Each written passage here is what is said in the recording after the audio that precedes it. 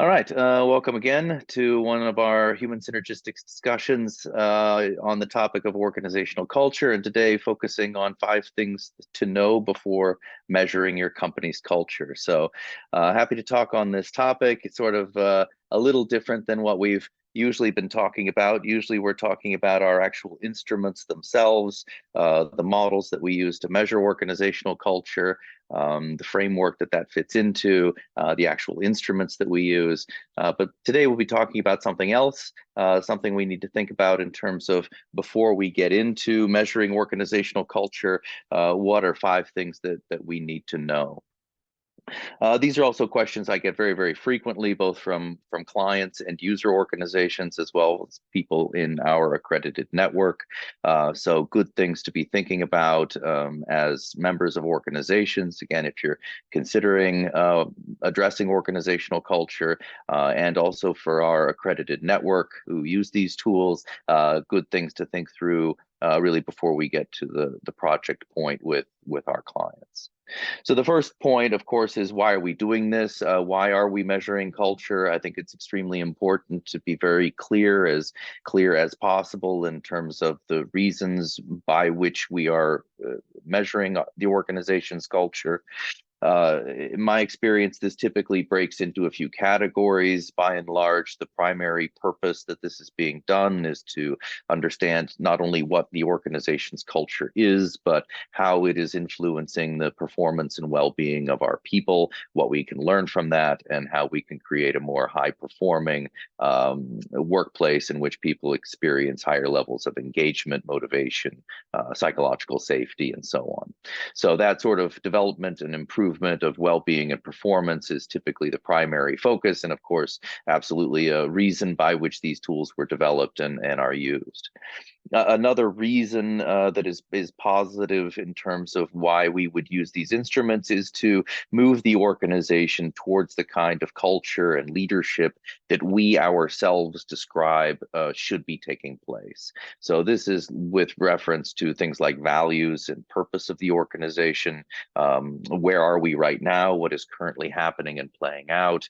And how can we understand that in comparison to our values in terms of what should be taking place here? What is best practice leadership in this organization, and so on. There are other very good reasons for measuring organizational culture. Another that I've listed here is in the area of merger and acquisition cases. This kind of information and data is extremely helpful to organizations as they embark on merger projects and that entire process. So in any case, getting very clear on why we are doing this, why this information is important, is an important, obviously important first step.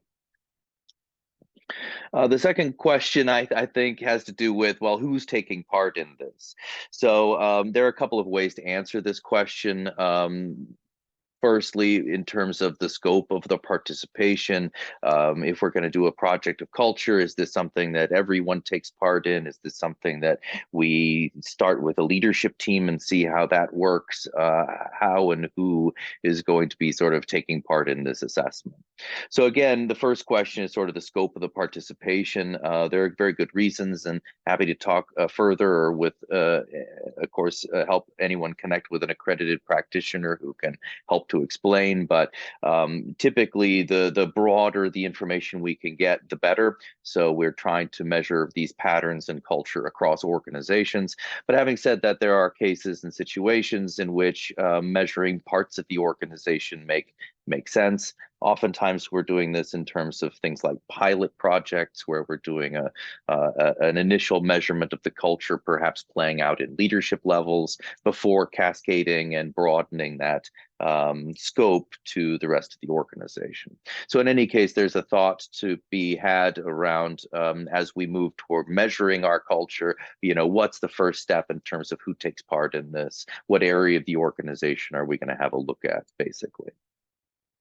The next point here is demographic considerations. So not only what part of the organization are we going to measure, if not the entire business, but the next question is basically how are we going to cut that information, or how might we want to subgroup that?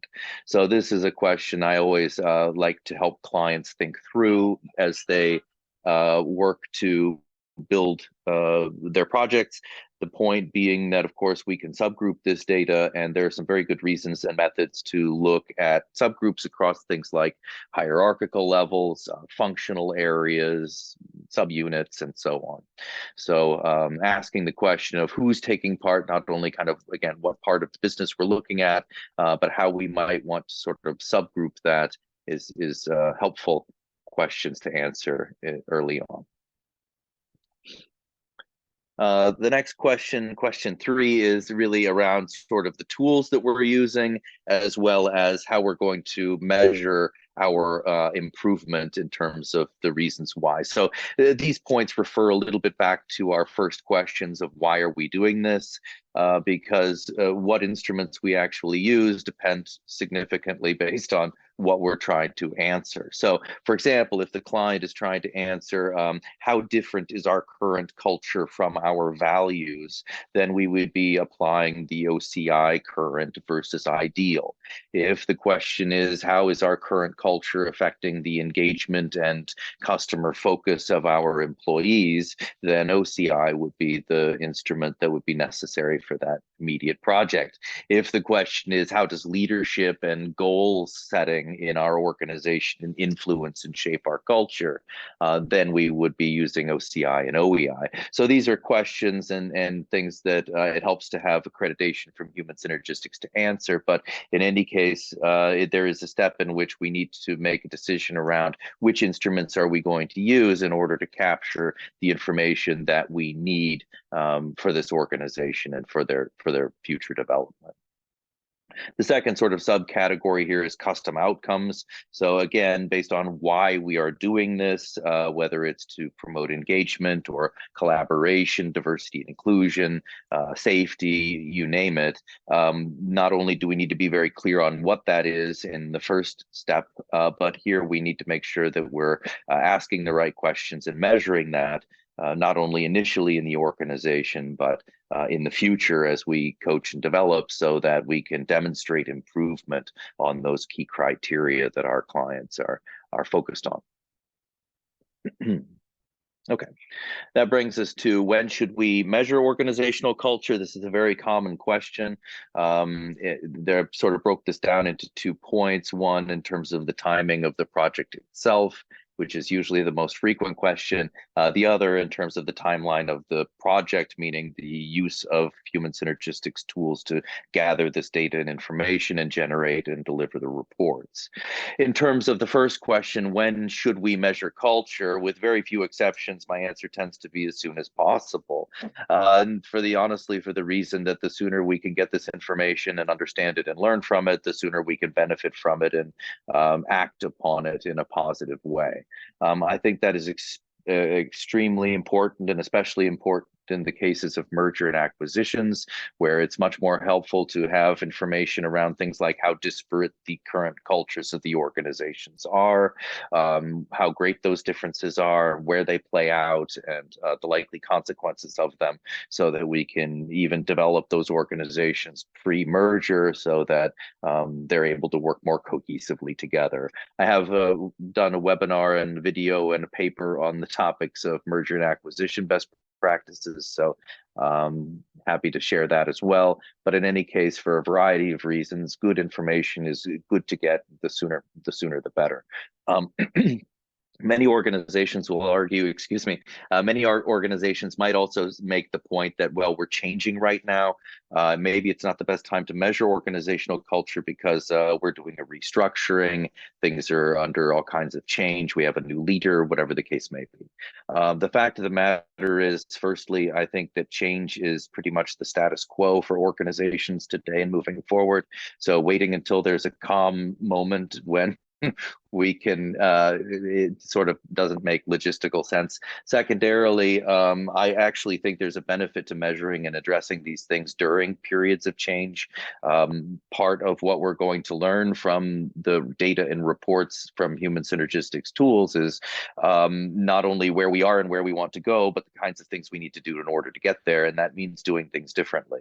So in many cases, addressing these topics in a time when the organization is already dealing with change can actually be quite beneficial, because your people are already looking at how are we doing things moving forward, what's expected of us now, what's changing moving forward. And again, if the organization is in that state of flux, many times we can address and create change in a way more easily than if the organization was somewhat more stable, if you will. Okay, sorry. Second point, project timelines. This is fairly straightforward, and happy to talk through with this with any client or accredited practitioner, but typically we're talking about 5 to 7 weeks in terms of once we have some of the answers to these questions, like why are we doing this and who's taking part, then we can build a project. We need about a week to build and design the actual websites that your people, access and answer the items and survey questions, customize that for language and those custom outcomes we talked about in demographics and so on. Typically 3 to 4 weeks of data collection, and then another week of reporting and scoring processes.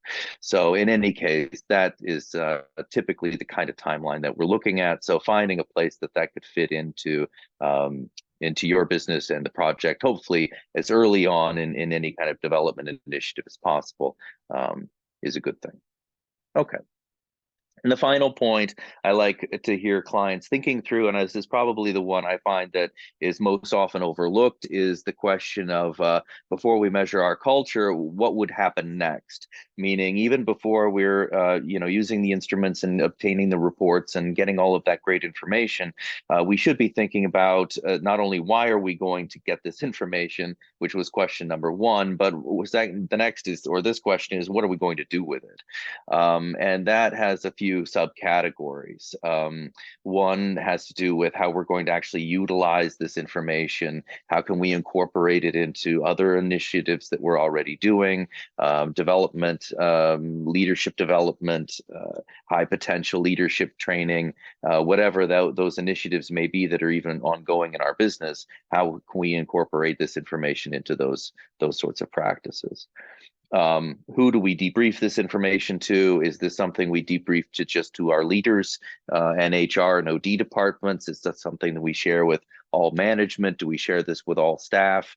How we act upon this information is important. Happy to discuss this separately in terms of best practices here, but in any case, it needs to be thought through in terms of what we're actually going to do with this information, who is going to get it, and what are their responsibilities with it. So once we debrief this information to the leaders, what are they supposed to do with that information? How do they act upon it? What is their responsibility? These are important questions that I find are oftentimes not clear. And even though clients get wonderful, helpful information from human synergistics tools, it can be challenging to act on it if we don't understand how we're sharing it, how we learn from it, and especially how we act on that. And the last point, again, is more beyond leadership, how we sort of embed these changes into the organization. That's primarily referring to organizational climate, but in any case, other systemic changes that we make in the business to ensure that these positive changes we make remain, are sustained, and continue to have a positive influence on our people and culture. So thinking about what happens next, of course, is a very good practice in terms of making sure we don't trip as we move forward down our development journey. Okay, so that was our 5 things to know before measuring company culture. Why are we doing this? The first point, getting very, very clear on that. I always say also I like to have maybe 5, even 10 good reasons by which we want to understand these patterns and factors. And those are good to be very clear about in step 1, so we can be held accountable to changing and improving those things as we grow as the organization. Who's taking part, again, across the organization? What part are we looking at, and how are we cutting that information so that we can look at it across hierarchies or units and functions and see all of the interesting patterns that are playing out? What tools are we focusing on? Again, based on the purpose. What custom outcome criteria or other customizations are we doing to make sure that we answer the questions we have in the first place? Point 4, when should we do this? Again, tend to recommend that as early on as we can so that we can learn from this good information. Again, 5 to 7 week project timelines are typically fairly common, so somewhat realistic. To get that information sooner the better, and act and ensure that we're putting our efforts in the right place. And the last point, of course, the all critical, what happens next? Not just what are we being told, what are we learning from this, but how do we act upon it? How do we share this internally? How do we grow and embed this to create that positive change that we're trying to achieve? Very good. Thank you very much. I hope this was brief but helpful and informative in terms of the kinds of questions that not only our clients but our accredited consultants and members of our network should be helping our clients to think through and answer before they get to the point of utilizing our tools and instruments. Hope this is helpful. Thank you guys for joining.